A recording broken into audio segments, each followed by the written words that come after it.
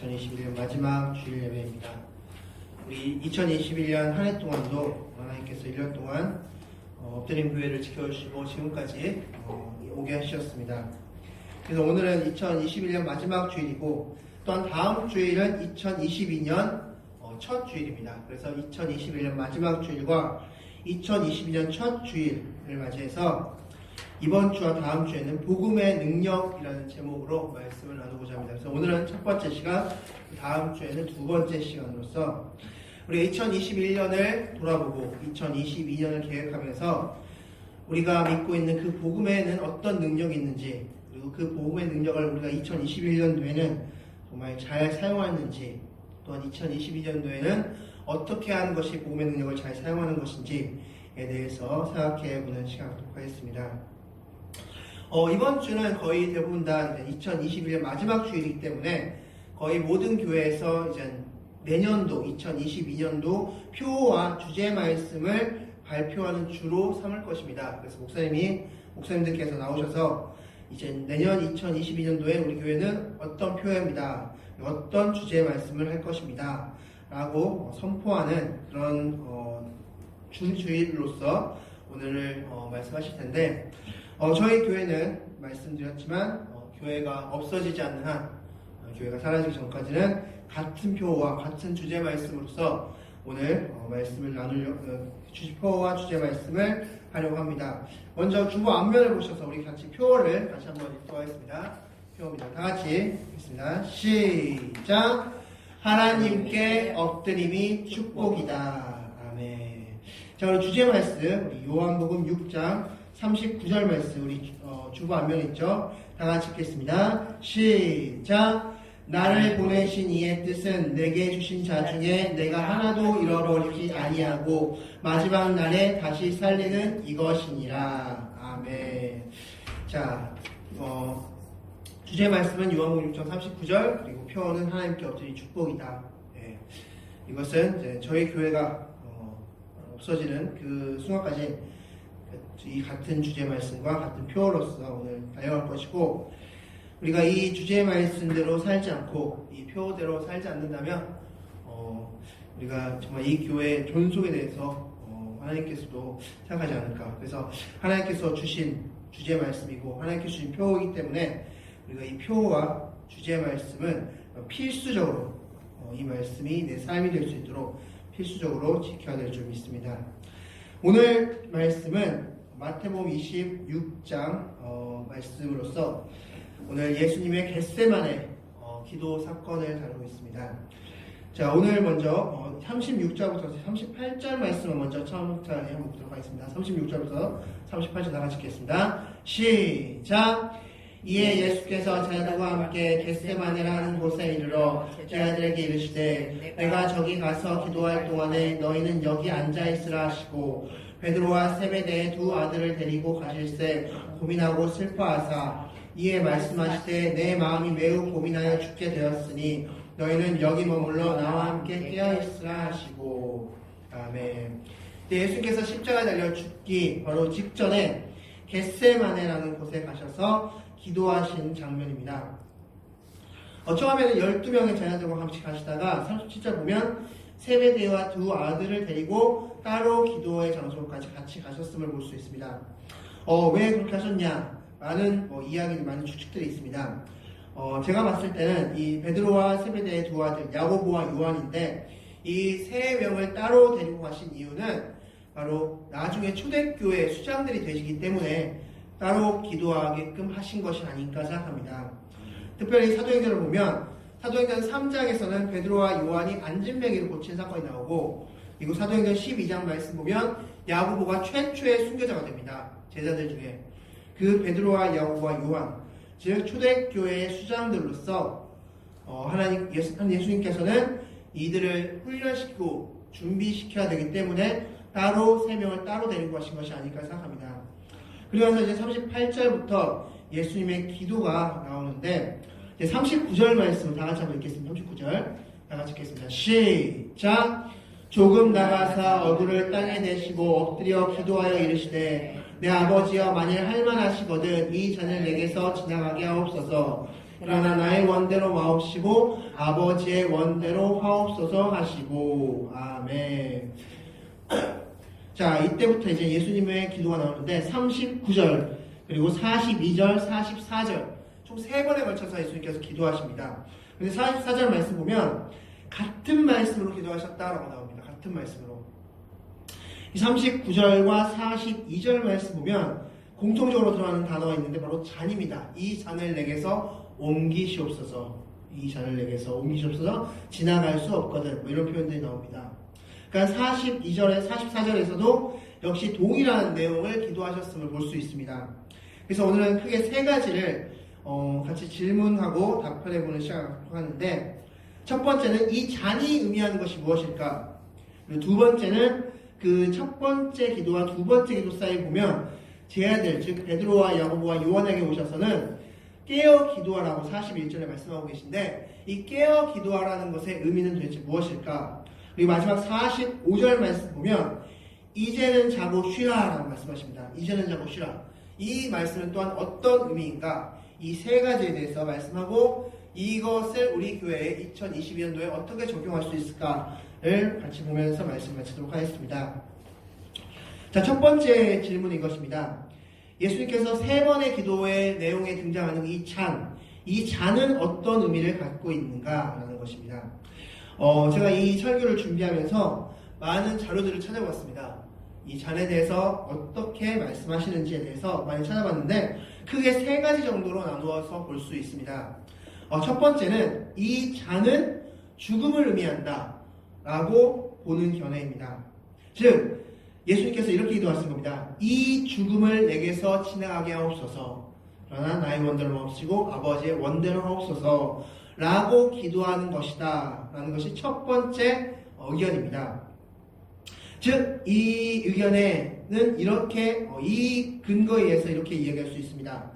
예수님도 인성을 하신 분이십니다. 예수님도 인성을 하신 분으로서 죽음이 두려우셨고 그래서 그 두려움에 이렇게 기도하셨는데 단 예수님께서 하실 사역이 있으셨기 때문에 그러나 나의 원대로 마옵시고 아버지의 원대로 되기를 원합니다라고 기도하셨다라고 정의합니다. 그렇게 설명합니다. 자, 그렇다면 여러분께서 생각하시기에 이 잔의 의미가 죽음이라고 생각하시나요? 예수님이 죽음을 지나가게 하시옵소서, 이 죽지 않게 해주시옵소서 라고 기도하신 것으로 생각되십니까? 자, 이 의견에는 한 가지 오류가 있습니다. 무엇이냐면 예수님께서는 끊임없이 부활에 대해서 얘기하셨습니다.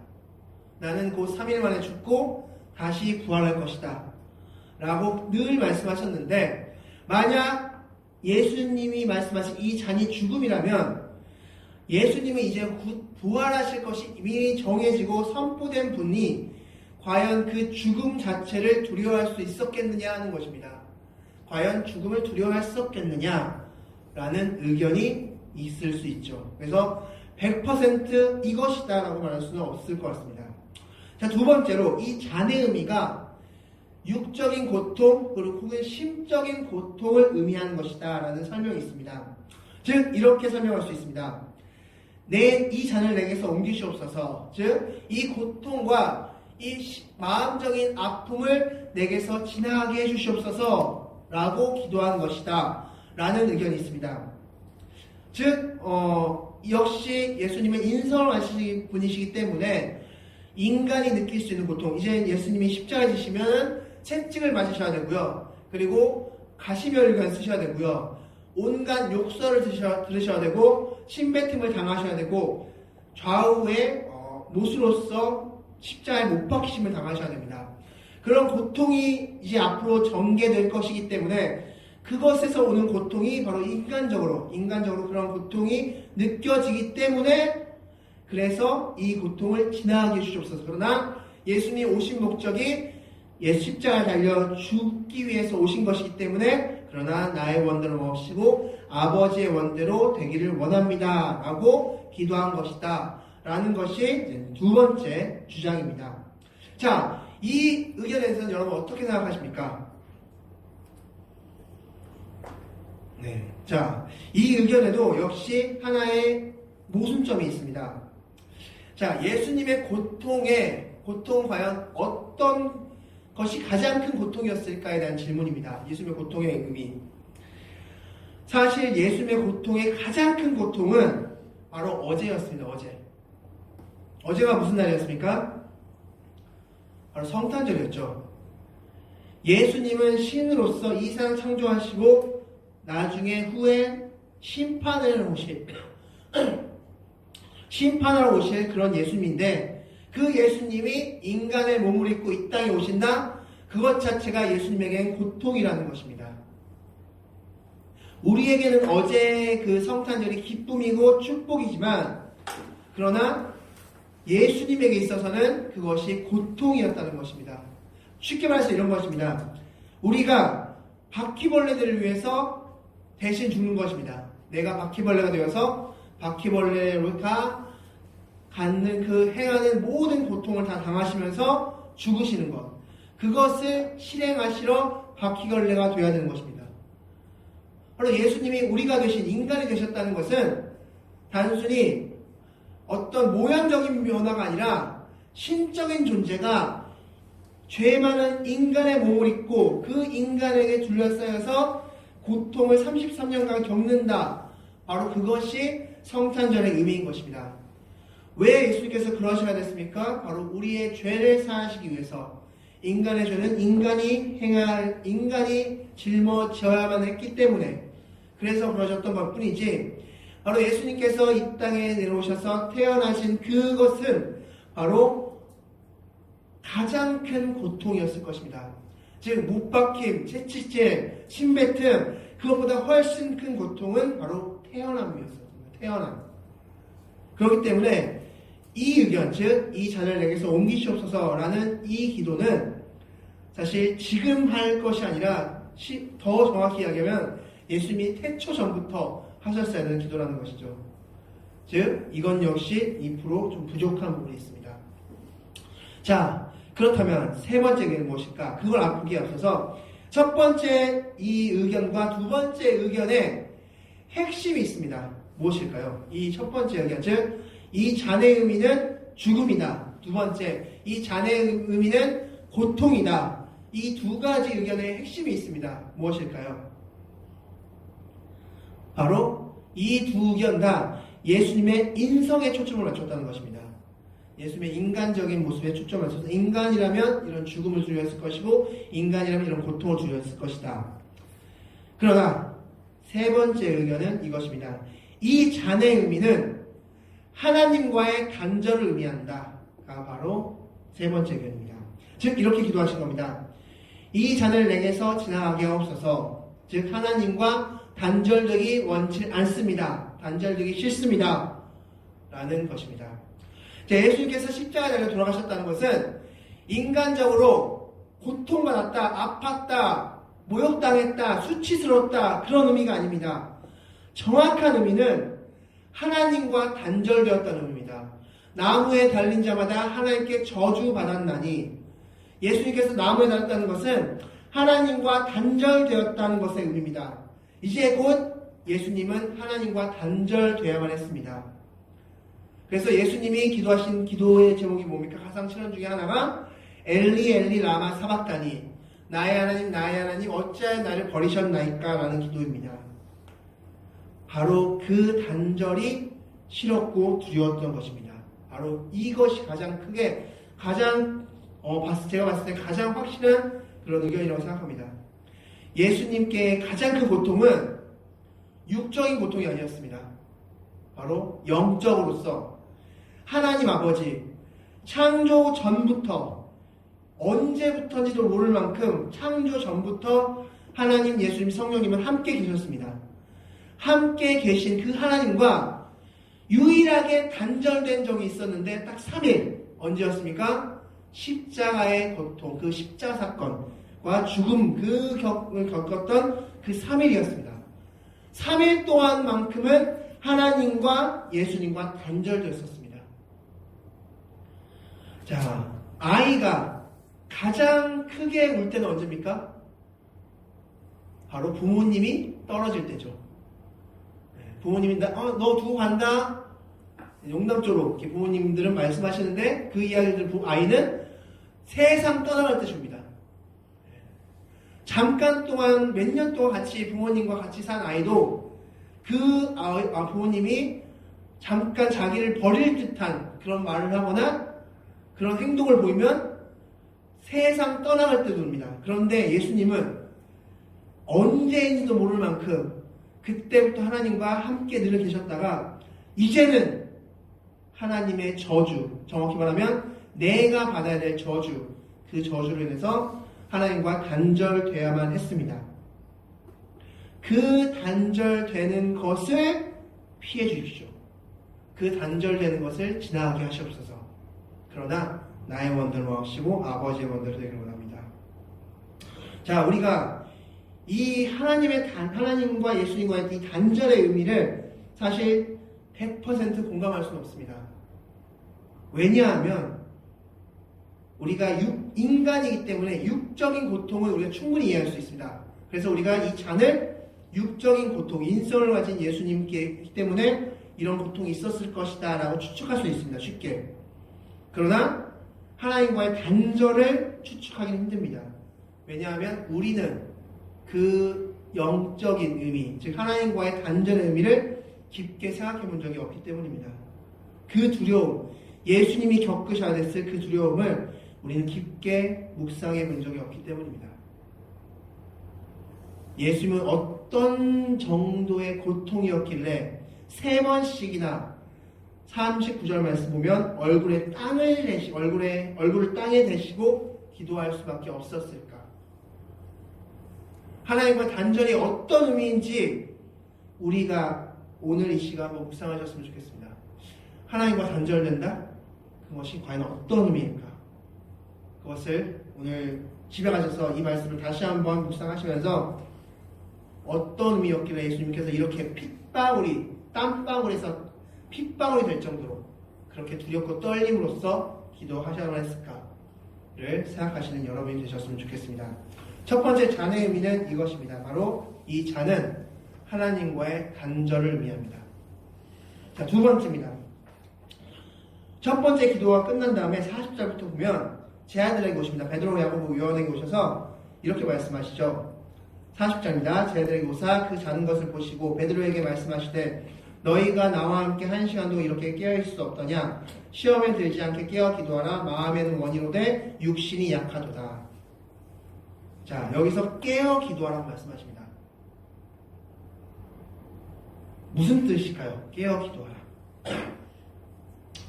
자, 그냥 기도하라가 아니라 깨어 기도하라고 말씀하십니다. 그냥 기도하라, 깨어 기도하라.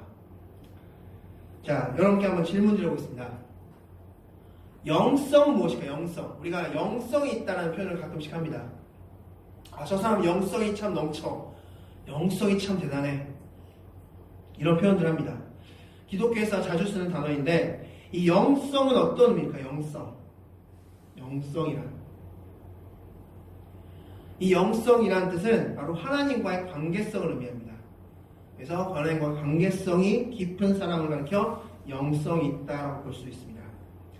이 영성을 내가 영성이 있음을 알 수 있는, 다른 사람은 제쳐두고 내 스스로 내가 영성이 있음을 알 수 있는 가장 확실한 바로미터가 있다면 바로 기도 생활과 말씀 생활일 것입니다. 오늘 말씀에서 깨어 기도하라는 것은 바로 여기서 깨어라는 것은 바로 그 영성을 의미한다고 볼 수 있습니다. 깨어 기도하는 것은 하나님과 충분한 관계성을 갖고 기도하는 것을 바로 깨어 기도하는 것이라 할 수 있습니다. 마태복음 6장 7절 말씀 보면 예수님께서 주원부원하라 하지 말라 말씀하십니다. 주원부원 기도하지 말라. 우리는 하나님과 관계성이 없어도 기도를 충분히 할 수 있습니다. 어떤 사람이 이곳에 와서 기도합니다. 그러나 하나님과 관계성은 없지만 충분히 기도를 할 수 있습니다. 그 사람은 이제 또 절에 가면 또 그 방식에 맞춰서 기도할 것이고 또 성당에 가면 그 방식에 맞춰서 기도할 것입니다. 관계성이 없어도 우리는 기도할 수 있습니다. 중요한 건 그렇기 때문에 예수님께서는 그냥 기도하라가 아니라 깨어 기도하라고 말씀하신 것입니다. 우리는 깨어 기도해야 될 줄 믿습니다. 하나님과의 관계성 있게 기도해 주십니다. 그것이 바로 깨어 기도하는 것이고, 여기서 깨어 기도하는 그 방법, 그리고 시험에 들지 않는 방법을 예수님께서 이렇게 말씀하십니다. 너희가 나와 함께 한 시간도 이렇게 깨어 있을 수 없더냐. 40절 말씀이죠. 여기서 한 시간도라고 되어 있습니다. 신년도. 이것은 실제로 한 시간입니다. 1 hour. 한 시간을 가리키는 단어입니다. 실제로 원어도 그렇고 영어 성경도 그렇고 다 한 시간을 가리킵니다. 그러니까 쉽게 말해서 예수님께서는 그냥 기도해, 열심히 기도해, 그렇게 말씀하지 않으셨고, 참 신기하게 그 물리적인 시간을 언급하셨다는 겁니다. 물리적인 시간을. 무슨 의미일까요? 질적인 것 못지않게 양적인 것도 중요함을 말씀하신 겁니다. 물론 여러분이 정말 전심을 다해서 기도하면 5분 기도하더라도 그 기도가 하나님께 상달될 수 있습니다. 충분히. 그러나 예수님은 시험에 들지 않게 하나님과의 관계성 있게 기도하기 위해서는 한 시간, 바로 물리적인 시간이 또 중요하다라고 말씀하신 것입니다. 이것에 대해서 가장 쉽게 예를 들 수 있는 것은 바로 연인 관계가 아닐까 싶습니다. 연인 관계가 5분 만나고 헤어진다. 또 다음날 5분 만나고 헤어진다. 그러면 그 관계는 지속되기 힘들 것입니다. 나중에 한 명이 그만 만나요. 그러겠죠. 몇 시간 동안 꾸준히 만나고 아무런 대화가 없고 아무런 그런 게 없더라도 그냥 카페에 앉아서 3-4시간 같이 함께 있는다. 그것만으로도 그 사람들의 관계성은 유지될 것입니다. 마찬가지로 하나님과의 관계성의 유지는 바로 질적인 것 못지않게 양적으로도 중요하다는 것입니다. 그래서 오늘 이 말씀, 한 시간도 이렇게 깨어있을 수 없더냐, 이 말씀처럼 정말 우리가 이제 2022년도 1년 동안 해나가면서는 질적인 것 못지않게 양적으로서도 하나님과 충분한 교제가 있는 그런 우리가 될 줄 믿습니다. 그래서 정말 하나님과의 그 단절을 두려웠던 그 예수님의 마음처럼 하나님과 꾸준하게 계속적으로 만나는 것을 간절히 원하시는 그런 여러분들이 되시기 바라겠습니다. 마지막으로 45절 말씀 다 같이 한번 읽겠습니다. 45절 말씀, 45절, 46절입니다. 다 같이 읽겠습니다. 시작! 이에 제자들에게 오사 이르시되 이제는 자고 쉬라. 보라 때가 가까이 왔으니 인자가 죄인의 손에 팔리느니라. 일어나라 함께 가자. 보라 나를 파는 자가 가까이 왔느니라. 자, 조금 이상한 말씀입니다. 지금 예수님께서. 왜냐하면 앞에서는 계속 깨어 기도하라 말씀하시다가 갑자기 45절 말씀 보면 이제는 자고 쉬라 라고 말씀하십니다. 이제는 자고 쉬라. 그런데 가만히 생각해 보면 이때가 오히려 더 깨어 있어야 될 그런 시간입니다. 왜냐하면 이제 진짜 예수님께서 잡히시고 예수님이 이제 이 제자들과 떠날 시간이기 때문입니다. 그러면 야, 너희들 이제 나 떠나니까 더 깨어 있어야 돼. 지금 너희들 졸았지? 이제 진짜 깨어 있어야 돼. 진짜 깨어 있어야 돼. 막 이렇게 막 닥달하고 언급하고 막 이렇게 하셔야 될 게 맞습니다. 45절에 이에 제자들에게 오사 이르시되 더 깨어 있으라, 더 깨어 있으라, 더 깨어 있으라. 망조를 막 하셔야 될 것 같은데 45절 말씀은 이제는 자고 쉬라. 이렇게 말씀하셨답니다. 그러면 정말 이제는 기도할 필요가 없다 이런 의미일까요? 이제 너희들 기도할 필요 없어? 이런 의미로 말씀하신 것일까? 자, 이 말씀은 바로 영적인 어둠을 의미합니다. 바로 진정한 단절이 의미됨을 말씀해 주는 겁니다. 앞에서 말씀드렸듯이 이 자녀를 내게서 옮기시옵소서라는 그 의미는 바로 하나님과의 단절을 의미합니다. 그런데 그 3번의 기도 후에 45절에 이제는 자고 쉬라. 보라 때가 가까이 왔으니 인자가 죄인의 손에 팔리느니라. 바로 이제 진짜 실제로 하나님과의 단절의 시간이 가까이 왔음을 선포하시는 말씀이라고 할 수 있습니다. 자, 그리고 나서 말씀하신 게 46절 말씀이죠. 일어나라 함께 가자. 여기서 일어나라는 것은 앞서 깨어 기도하라는 같은 의미입니다. 즉 그럼에도 불구하고 이 어둠의 시간이 왔지만 그러나 너희들은 깨어 있어라 라는 의미입니다. 지금 45절에서 어둠의 날이 왔어. 이젠 어둠의 날이야. 하나님과의 단절의 시간이야. 그런데 46절 일어나라. 함께 가자. 그러나 너희들 어떻게 하라? 깨어 있으라. 예수님은 끝까지 저희들에게 말씀하신 것이 깨어 있으라는 겁니다. 깨어 있으라. 우리의 영에 깨어 있으라. 라는 것을 말씀하셨다는 것입니다. 그러나 제 아들은 깨어있지 못했고, 오늘 설교 제목은 복음의 능력이라는 제목입니다. 여러분, 복음의 능력이 무엇일까요? 복음의 능력. 복음에 무슨 능력이 있을까요? 자, 복음의 능력은요, 딱 하나 있습니다. 우리가 왜 복음을 복음이라고 하는가? 굿 뉴스, 복된 소식. 예수님께서 오심이 복된 소식이죠. 그것이 왜 복음인 이유는 복음만이 한 사람의 영과 육을 살릴 수 있기 때문입니다. 복음만이 영과 육 모두를 살릴 수 있기 때문입니다. 그것의 유일한 방법이 복음입니다. 저는 이 복음을 통해서 여러분도 마찬가지겠지만 주변에서 영과 육이 살아나는 경우를 너무나 많이 봤습니다.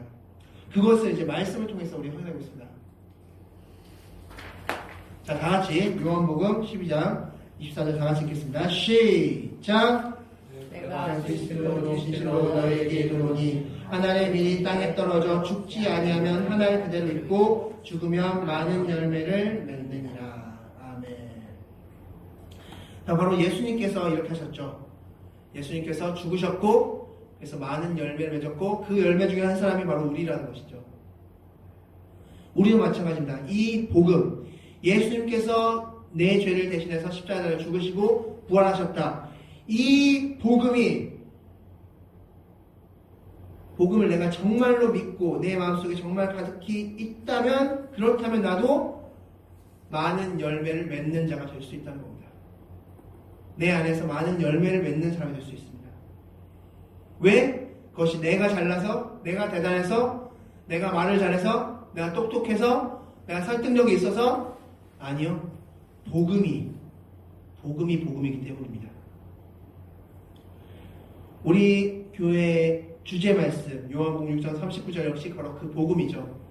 한 영혼도 잃지 않고 모두 하나님께로 인도하는 것.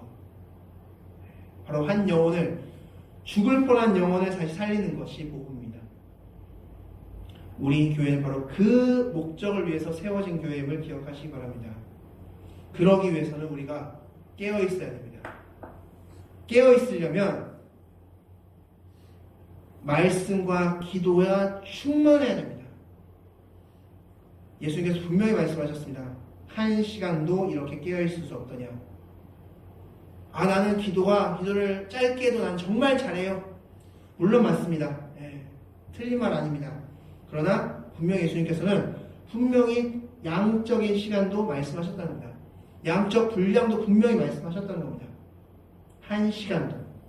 그 어느 성경을 보더라도 양적 분량을 말씀하셨음이 분명히 드러나는 부분입니다. 그래서 우리는 질적인 부분도 물론 중요하고 또한 양적인 부분도 중요합니다. 그래서 우리가 내년에는 크게 두 가지 목표를 우리 같이 세우고 나갔으면 좋겠습니다.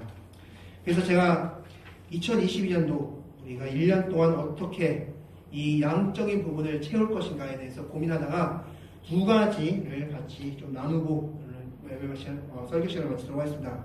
첫 번째로 기도 통장을 같이 만들려고 합니다. 그 기도 통장은 바로 하나님과 기도하는 시간을 하루마다 적는 것입니다. 그리고 통장이라고 명칭했기 때문에 그것이 이제 돈으로서 환산되는 것입니다. 우리가 하나님께 전부를 다 드리고 싶습니다. 몇 천만 원, 몇 억만 이렇게 막 드리고 싶지만 우리 사실 그렇게까지 돈은 없습니다. 가난하기 때문에. 그래서 내가 드릴 수 있는 것, 하나님께서 주신 것 중에 내가 드릴 수 있는 것을 하나님께 드린다. 바로 그것이 바로 기도라는 것이죠. 그래서 이것은 여러 교회에서 사실 하고 있는 겁니다. 지금 많은 교회에서 이렇게 지금 진행하고 있고, 그래서 우리도 제가 이것에 대해서 고민하다가 한 말씀을 보면서 우리도 해야겠다고 생각했습니다. 그래서 1분을 1시간으로 찝니다. 1분을 10,000원으로 칩니다. 1분을 10,000원으로 쳐서 만약에 60분 1시간을 기도했으면 60만 원 하나님께 드리는 겁니다.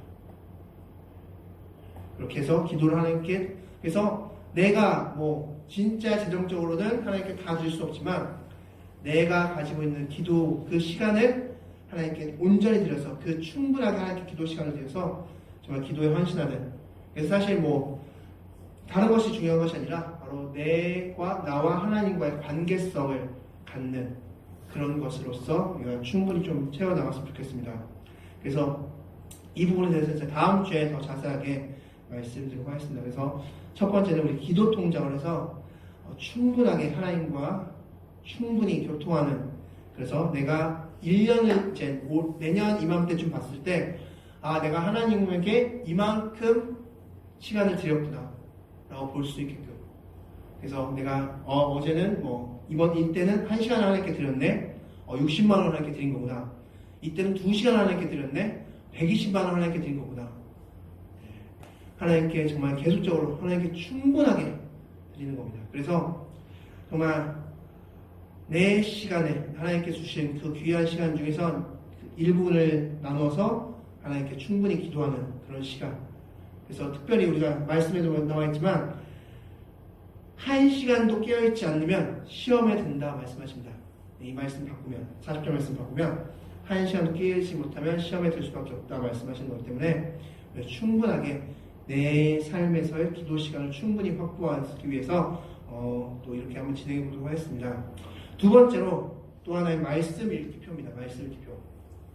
이것은 많은 교회에서 지금도 꾸준하게 하고 있는, 너무나 많이 하고 있는 그런 것이죠. 바로 1년 동안 성경 읽는 건데, 또 성경 말씀 읽기를 표함에 있어서 거의 대부분 1년에 1도 이렇게 표현하는데, 저희는 그렇게 딱 정해놓고 하지 않고 1년에 내가 몇 도까지 할 수 있는지 한번 여러분께서 한번 확인해보는 시간을 가졌으면 좋겠습니다. 그래서 여러분께서 그 성경 읽기를 정말 오랫동안 하신 목사님들께서 말씀하시기를 최대치로 목표를 잡았으면 좋겠다 고 말씀하십니다. 그래서 1년에 한도, 그러면은 그렇게 딱 짧게 정하는 것이 아니라 내가 1년에 10도를 한번 해보겠다, 이런 식으로 크게 잡으셔서, 그래서 이 말씀 읽기를 하는 이유는 바로 무엇이냐면, 이 성경책은 하나님이 누구신지, 그리고 구원이 어떤 것인지를 가르쳐주는 책입니다. 그래서 이 말씀을 제대로 알아야지만이 신앙에서 어긋남이 없고, 이 말씀을 제대로 알아야지만이 어려움과 시험이 닥쳤을 때도 말씀으로서 승리할 수 있고 말씀으로서 이겨낼 수 있습니다. 그래서 우리가 말씀을 읽어 나가야 되는 것입니다. 그래서 시간을 내서 말씀을 읽는 것. 그래서 이 기도와 말씀의 깊이가 이번 2022년도에 깊어지는 그런 우리 교회가 되었으면 좋겠습니다. 그래서 정말 1년 동안, 2022년 1년 동안 내가 하나님께 깊이 있게 기도하고 깊이 있게 말씀 읽어서 하나님과 더욱더 교통하면 정말 하나님께서 말씀하시는 것을 또한 깊이 있게 듣고, 하나님께서 우리 교회에게 계획하신 것들, 또한 나에게 계획하시는 것들을 깊이 있게 듣고 하나님과 친밀해지고, 그리고 구원의 기쁨을 얻고, 그런 모든 과정들을 이 시간을 통해서 얻으실 수 있을 겁니다. 그러기 위해서 우리가 먼저 기도해야 될 것은 무엇이냐면 바로 구원의 기쁨입니다.